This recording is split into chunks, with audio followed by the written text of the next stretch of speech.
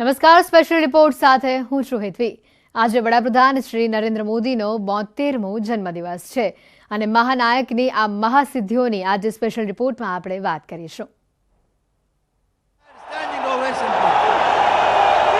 इतनी विशाल संख्या में आप सबको बहुत बहुत नमस्कार।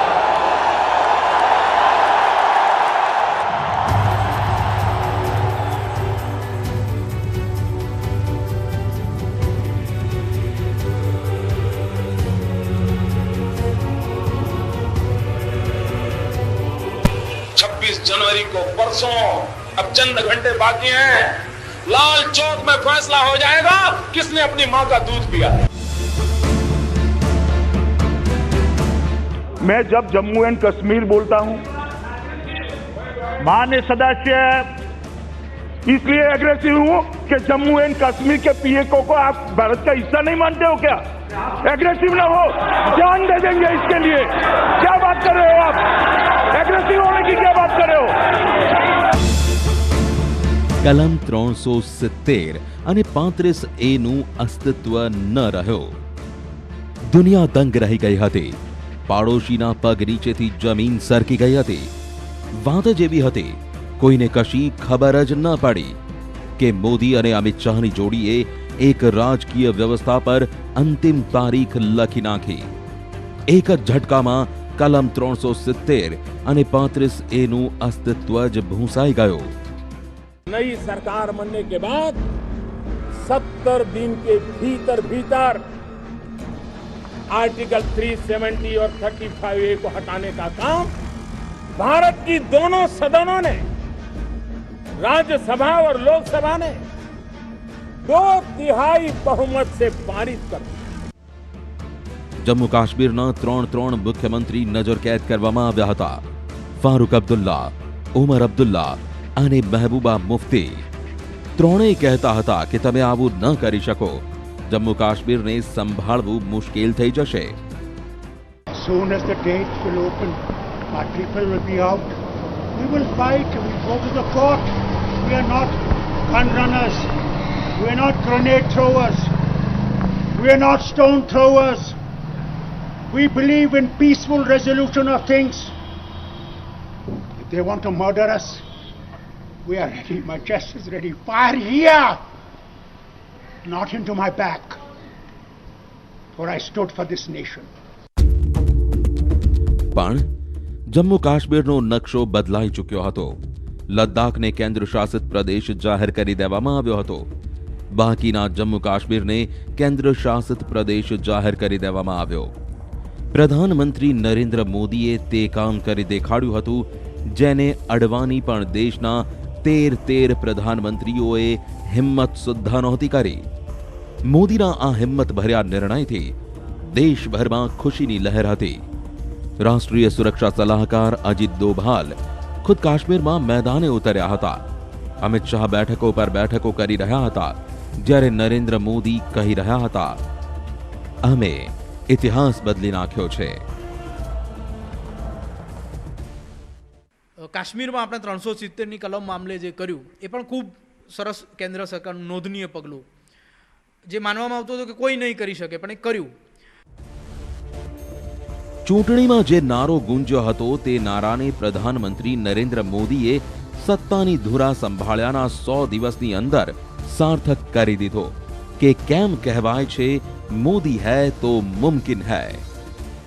बीते 4.5 वर्ष से आप सभी के आशीर्वाद से ऐसे अनेक काम थे जिनके बारे में सिर्फ चर्चा ही हुआ करती थी।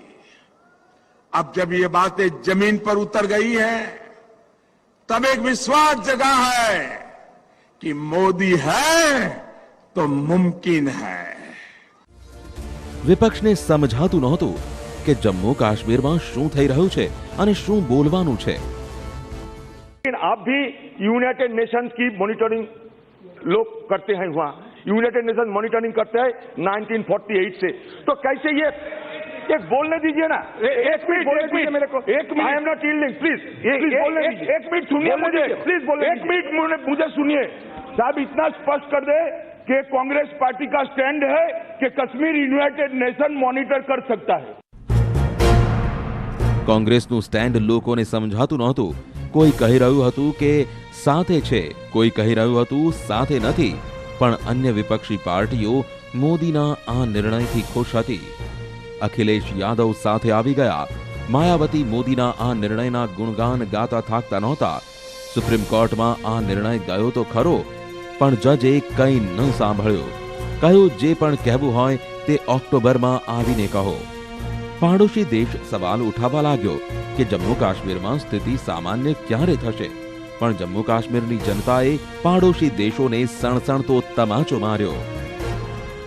मैम अब जो हालात जो हैं बाकी दूसरे डिस्ट्रिक्ट्स में तो जो सुना है कि यहाँ देखा है कि कॉन्टैक्ट्स वगैरह नहीं हो पा रहे हैं, और हमारे जम्मू रीजन के जो 5 डिस्ट्रिक्ट हैं जो उसमें जो है अमन है, चैन है और नॉर्मल चल रहा है। तो उस एतबार से जो है एडमिनिस्ट्रेशन की तरफ से भी कड़े संबंध जो हैं लिए गए, और मैं स्पेशली जो है डिस्ट्रिक्ट एडमिनिस्ट्रेशन के जो हमारे डीसी मैम आए हैं उन्होंने बड़े अच्छे तरीके से जो है वो इंतज़ाम जो हैं वो देखने को आए हैं कि कड़े प्रबंध जो है किए गए हैं, और इस तरीके से कि अमन से चैन से कहीं जो ऐसे चंद अनासर होते हैं जो माहौल को बिगाड़ने के लिए ख़राब करते हैं, तो उनको एडमिनिस्ट्रेशन ने कोई ऐसा मौका नहीं दिया कि जिसकी वजह से माहौल ख़राब हो जाए। જમ્મુ કાશ્મીરમાંથી કલમ 370 હટાવીને મોદીએ ઇતિહાસના પાનાઓમાં પોતાનું નામ અમર કરી દીધું। જે 370 કલમથી બીજા બધા પ્રધાનમંત્રીઓ ડરતા હતા, મોદીએ ન માત્ર 370ની કલમને દૂર કરી, જમ્મુ કાશ્મીરનું નવું ભાગ્ય લખી નાખ્યું। એટલું જ નહીં, મિશન કાશ્મીર બાદ પીઓકેને લઈ ભર્યો છે હુંકાર। बलूचिस्तान के लोगों ने, गिलगिट के लोगों ने, पाक ऑक्युपाइड कश्मीर के लोगों ने, वहां के नागरिकों ने जिस प्रकार से मुझे बहुत बहुत धन्यवाद दिया है। मोदी है तो मुमकिन है। पाकिस्तान ने भणाव्यो बराबरनो पाठ। पूरा देश आज एक है और हमारे जवानों के साथ खड़ा है। ઇમરાન ખાનના દેશની બરબાદીની કહાની તે દિવસથી શરૂ થઈ હતી જે દિવસે પાકિસ્તાને પુલવામામાં આપણા સૈનિકો પર હુમલો કરાવ્યો હતો। તે દિવસે મોદી સરકારે નક્કી કરી લીધું હતું પાકિસ્તાનને પાઠ ભણાવવાનો, જેથી તે ઘરનું પણ ન રહે ન ઘાટનું પણ રહે। આ પ્રધાનમંત્રી મોદીની વિદેશ નીતિની અસર છે કે પાકિસ્તાનની હકીકત દુનિયાના દેશ સમજવા लाग्या છે। બધાને ખબર પડી ગઈ કે આતંકવાદ પીડિત હોવાના નામ પર પાકિસ્તાન ડોલરની મદદ લેતું હતું અને આતંકીઓ મજબૂત બનતા હતા। आज आतंकवाद एक विचारधारा बन गई है जो किसी सरहद से नहीं बंधी है। ये एक ग्लोबल प्रॉब्लम है, ये ग्लोबल थ्रेट बन गया है जिसकी मजबूत जड़ें हमारे पड़ोस में फल फूल रही है। કાશ્મીરમાંથી આર્ટિકલ 370 હટતા જ પાકિસ્તાનને પીઓકે ગુમાવવાનો ડર સતાવવા લાગ્યો હતો। ત્યારબાદ ઇમરાન ખાને દુનિયાના દરેક મંચ પરથી ભારત વિરુદ્ધ જુઠ્ઠાણાની જાળ બિછાવવાનું શરૂ કર્યું, પણ સફળતા નહીં મળી। પહેલા દેશમાં સરકારોની નીતિ સંરક્ષણાત્મક રહી। પહેલા સરકારો દોસ્તીનો હાથ વધારતી રહી અને પોતાના જ હાથ દઝાડતી રહી। નરેન્દ્ર મોદીએ પણ પ્રધાનમંત્રી બનતા જ આ રીતભાતને આગળ વધારી હતી, પણ તે જલ્દી સમજી ગયા કે પાકિસ્તાન સામે બચાવની નીતિ સાથે સાથે હુમલાની પણ નીતિ અપનાવવી પડશે। मैं दोस्तों इंतजार लंबा नहीं कर सकता। चुन चुन करके हिसाब लेना ये मेरी फितरत है। પહેલા નીતિ હતી કે પાડોશી જો આપણા ઘરમાં પથ્થર ફેંકે તો બચાવ માટે દિવાલ ઊંચી કરવામાં આવતી હતી, પણ મોદી સરકારે તે નક્કી કરી લીધું કે પાકિસ્તાન જે પથ્થર ફેંકશે તેનો બચાવ તો કરવામાં આવશે જ, સાથે જ તેનો બદલો પણ લેવામાં આવશે। भारत की ये नीति रही है, हम किसी को छेड़ते नहीं हैं, लेकिन मैं फिर साफ कर दूं कि नए भारत को किसी ने छेड़ा तो वो छोड़ता भी नहीं है। પાકિસ્તાન બહુ પહેલાથી યુદ્ધની ધમકી આપતું આવ્યું છે, પણ આ મોદીનું ન્યૂ ઇન્ડિયા છે। જેને સ્પષ્ટ કહી દીધું છે કે હવે પાકિસ્તાનની ગીદડ ભભકી નહીં ચાલે। પ્રધાનમંત્રી મોદી પહેલા જ પાકિસ્તાનને તેની ભાષામાં જવાબ આપી ચૂક્યા છે। ठीक किया ना मैंने, वरना आए दिन हमारे पास न्यूक्लियर बटन है, न्यूक्लियर बटन है, न्यूक्लियर यही कहते थे। हमारे अखबार वाले भी लिखते थे पाकिस्तान के पास भी न्यूक्लियर है। तो हमारे पास क्या है भाई, ये दिवाली के लिए रखा है क्या? મોદીની કૂટનીતિએ પાકિસ્તાનને એવો પાઠ ભણાવ્યો કે ન મુસ્લિમ દેશો સાથે રહ્યા, ન અમેરિકાનો સાથ મળ્યો, ન ચીનનો સાથ મળ્યો। પહેલા પાકિસ્તાને સંયુક્ત રાષ્ટ્રના દરવાજા ખટખટાવ્યા, પણ કોઈ સુનાવણી જ ન થઈ। पनाह देने वाले, आतंकवाद को प्रोत्साहन देने वाले, आतंकवाद को एक्सपोर्ट करने वाले, ऐसी सारी ताकतों को, दुनिया की ताकत को जोड़ करके आतंकवाद को नष्ट करने की प्रयासों में भारत अपनी भूमिका अदा करे। मोदी है तो मुमकिन है।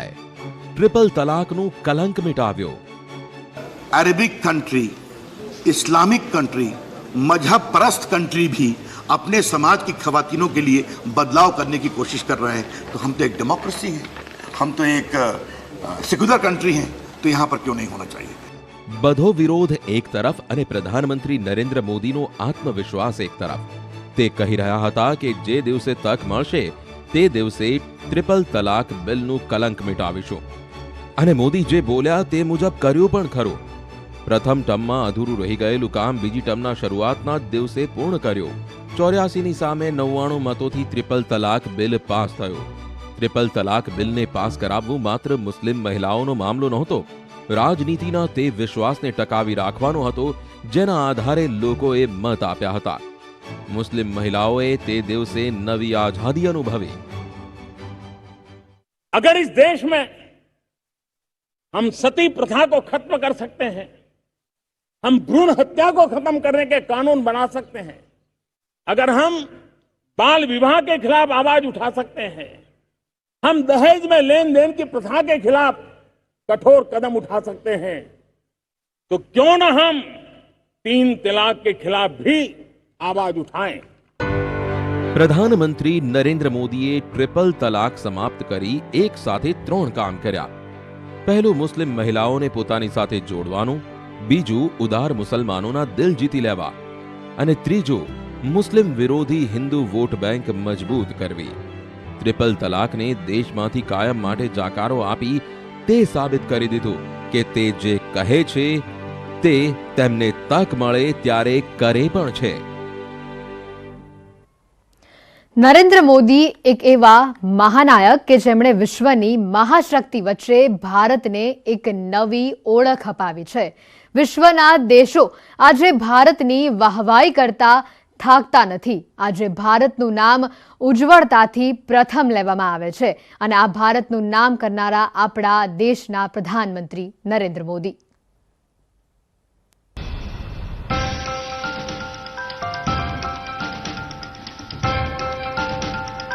इतिहास में नाम अंकित करने के लिए न मोदी पैदा हुआ है, न मोदी का वो मकसद है।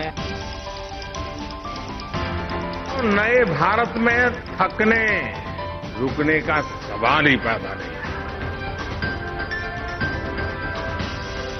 समस्याओं के टालते भी नहीं है और न ही हम समस्याओं को पालते हैं। जब हौसला बना लिया ऊंची उड़ान का, फिर देखना फिजूल है कद आसमान का।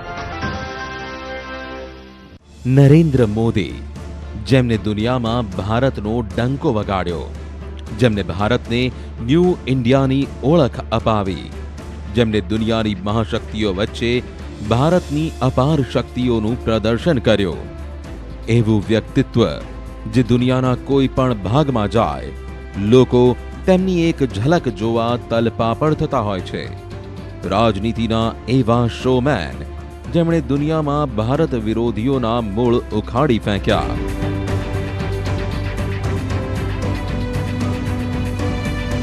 ભારત અને ભારતીયોને નવી ઉર્જાથી ભરનારા સપનાના સોદાગરનું નામ છે નરેન્દ્ર મોદી।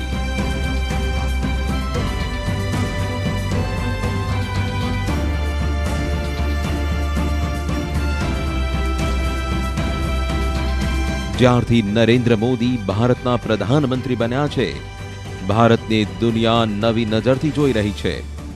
દુનિયા ભારતની શાન નમો નામનો જાપ કરી રહી છે. પ્રધાનમંત્રી નરેન્દ્ર મોદી દુનિયાના જે પણ ભાગમાં જાય છે ત્યાં છવાઈ જાય છે. તેમની વિચાર શક્તિ એટલી વિશાળ છે કે નાનાથી નાના કામને પણ ભવ્ય બનાવી દે છે. તે સફાઈ હોય, સ્વાસ્થ્ય વીમો હોય કે જનધન યોજના હોય. માટે જ સંયુક્ત આરબ અમીરાત અને ફ્રાન્સે તેમને સર્વોચ્ચ એવોર્ડથી સન્માનિત કર્યા. ચોથું, વિશ્વમાં ભારતનું સન્માન વધ્યું હોય એવું લાગે છે. અને હું પણ હમણાં 2 દેશમાં ગયા મહિને જ હતો અને મને પણ એવું લાગ્યું કે ગુજરાત સેપરેટલી રેકગ્નાઇઝ થાય છે. આપણે એમ કે ભારતમાંથી જે પણ આપણે સાથે ગુજરાતમાંથી કહીએ તો સરદાર પટેલનું ગુજરાત, તો સરદાર પટેલ વિશે એટલી બધી જાગૃતિ નથી વિશ્વમાં, પણ મહાત્મા ગાંધીનું ગુજરાત, મુકેશ અંબાણીનું ગુજરાત, નરેન્દ્ર મોદીનું ગુજરાત, આવું આપણને ત્યાં વિદેશી લોકો પાસેથી સાંભળવા મળે છે કે ગુજરાત સ્ટેટમાંથી તમે છો. એટલે એ આપણને એક તો ગૌરવ અપાયું ગુજરાતી તરીકે ત્યાં ગયા, પણ ત્યાં જઈને કોઈ એવા કામ ના કર્યા રાષ્ટ્રનું સુકાન સંભાળીને કે આપણે ગુજરાતી તરીકે ક્યાંક આપણને નીચા જોવાનું થાય. ઉલટાનું આપણે ગૌરવભેર માથું ઊંચું રાખી શકીએ એ પ્રકારના પગલાં લીધા. એટલે એક તો ભારતનું જે વિશ્વમાં જે પ્રેસ્ટીજ હતી એ તમે વર્લ્ડ સ્ટેજ પર એક્સપિરિયન્સ કરી શકો છો. અને તમે વિદેશના છાપા કે વિદેશના મેગેઝિન સર્ચ કરો અને એમાં નરેન્દ્રભાઈ વિશે જે છપાય છે જુઓ તો પણ તમને લાગે. તેનાથી સારી વાત શું હોઈ શકે કે સંયુક્ત રાષ્ટ્ર ભારતના પ્રધાનમંત્રીને દુનિયાના સૌથી મોટા પર્યાવરણના પુરસ્કાર ચેમ્પિયન્સ ઓફ ધ અર્થથી સન્માનિત કરે. સત્તાના 6 વર્ષમાં જ પ્રધાનમંત્રી નરેન્દ્ર મોદીને દુનિયાના 6 દેશ પોતાના દેશના સૌથી મોટા નાગરિક સન્માનથી સન્માનિત કરી ચૂક્યા છે. આ સન્માનોથી ન માત્ર મોદીનું માન વધતું પણ દેશનું માન પણ વધે છે. તે વિશ્વાસ વધે છે કે આપણે જે પથ પર આગળ વધી રહ્યા છીએ તેને દુનિયા બિરદાવી રહી છે. મોદીએ ભારતને લઈ વિશ્વની દ્રષ્ટિ બદલી છે.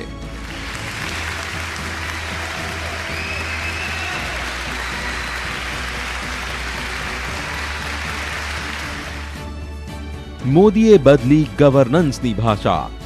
और मैं आपको विश्वास दिलाता हूं भाइयों बहनों, मैं मेरे सरकार के साथियों को भी कहता हूं, अगर आप 12 घंटे काम करोगे तो मैं 13 घंटे करूंगा, अगर आप 14 घंटे काम करोगे तो मैं 15 घंटे करूंगा. क्यों?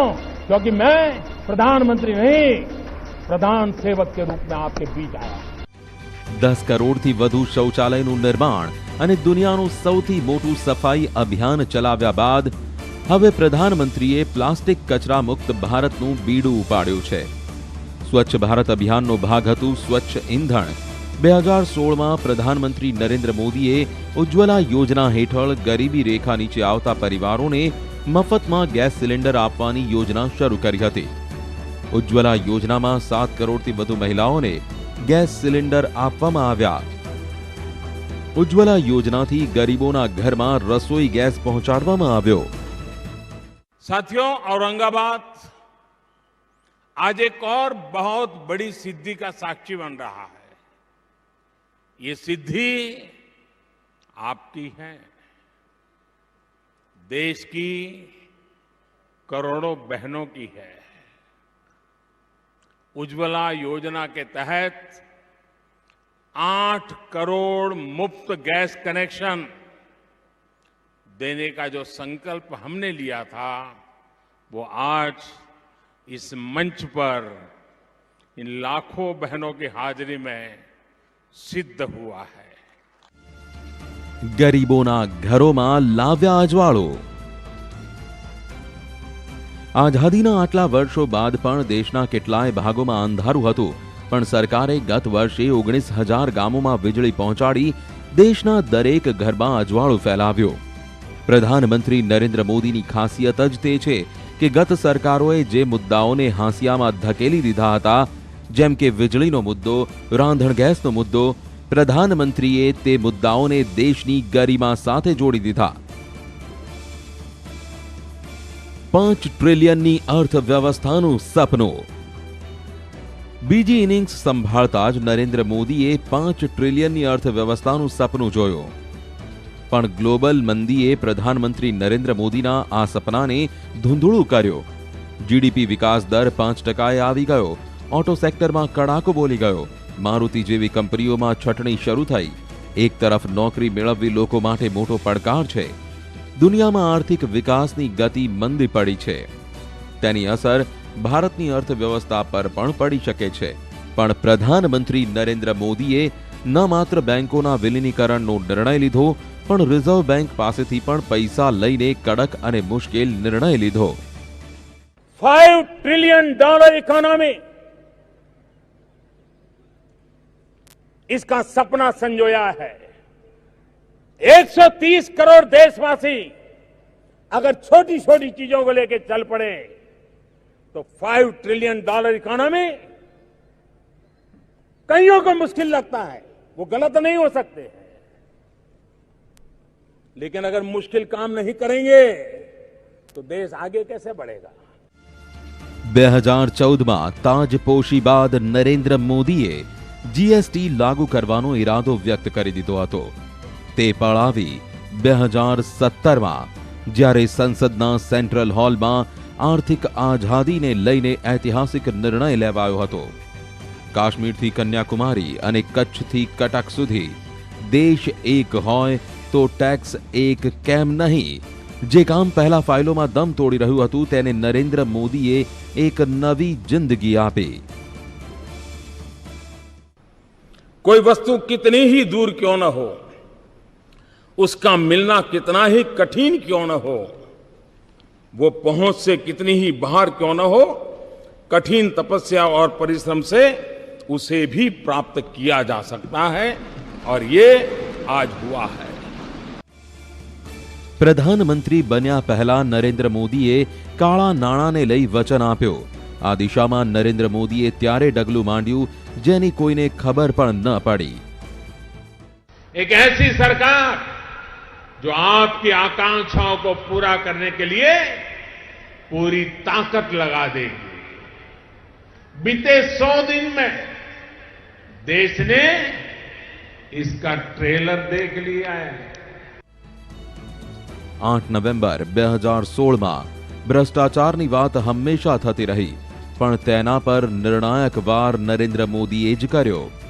તેની અસર તે છે કે નાણામંત્રી અને ગૃહમંત્રીના પદ પર રહેલા લોકો પણ જેલના સળિયા પાછળ છે. કેટલાય મોટા અધિકારીઓની હકાલપટ્ટી થઈ. हमें पीछे मुड़कर निराशा नहीं होना, हमें सबक लेना है, सीखना है, आगे ही बढ़ते जाना है और लक्ष्य की प्राप्ति तक रुकना नहीं. हम निश्चित रूप से सफल होंगे. हम मिशन के अगले प्रयास में भी और उसके बाद के हर प्रयास में भी कामयाबी हमारे साथ होगी. જ્યારે ચંદ્રયાન 2 પોતાના મિશનની એકદમ નજીક પહોંચી થોડા અંતર માટે રહી ગયો, જ્યારે વૈજ્ઞાનિકોના ચહેરાઓ પર નિરાશા છવાઈ ગઈ, જ્યારે આખો દેશ ઉદાસ હતો, ત્યારે પ્રધાનમંત્રી નરેન્દ્ર મોદીએ ન માત્ર ઇસરો પ્રમુખને તાકાત આપી, પણ ત્યાં દરેક વૈજ્ઞાનિકોનો જુસ્સો વધાર્યો. મુશ્કેલ પળમાં તે બતાવ્યો કે નેતૃત્વ શું હોય છે.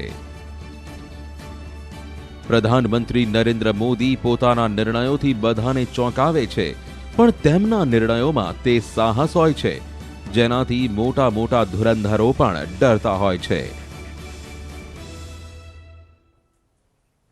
દેશહિતમાં લીધેલા વડાપ્રધાનશ્રીના કેટલાય નિર્ણયોથી તેઓ સમગ્ર દેશની જનતાના દિલોમાં પણ શાસન કરે છે. પાકિસ્તાનમાં એર સ્ટ્રાઇક હોય, અફઝલને ફાંસી હોય, કોરોનામાં વેક્સિનેશનની કામગીરી હોય, આ તમામને લઈને તેઓ હંમેશા ચર્ચામાં પણ રહ્યા છે. જ્યારે ગુજરાતના તેઓ મુખ્યમંત્રી હતા ત્યારે પણ તેઓએ વિવિધ કાર્યોની ગુજરાતવાસીઓને ભેટ આપી અને પ્રધાનમંત્રી બન્યા બાદ પણ અનેક ડ્રીમ પ્રોજેક્ટ્સ થકી તેઓએ સમગ્ર દેશવાસીઓને વિવિધ ભેટો આપી છે અને આ કાર્યો થકી વિવિધ વિકાસના કાર્યોની ભેટ થકી તેઓ હંમેશા ચર્ચામાં તો રહ્યા છે, પરંતુ લોકોના દિલોમાં પણ તેમણે રાજ કર્યું છે. ત્યારે લોકો આજે વડાપ્રધાનશ્રીના જન્મદિવસ પર તેઓને શુભકામનાઓ અને શુભેચ્છાઓ પાઠવી રહ્યા છે. ત્યારે ન્યૂઝ 18 ગુજરાતીની પૂરી ટીમ તરફથી પણ વડાપ્રધાનશ્રીના જન્મદિવસ પર તેઓને ખૂબ ખૂબ શુભકામનાઓ. સ્પેશિયલ રિપોર્ટની રજૂઆતમાં અત્યારે બસ આટલું જ. રજા આપશો. નમસ્કાર.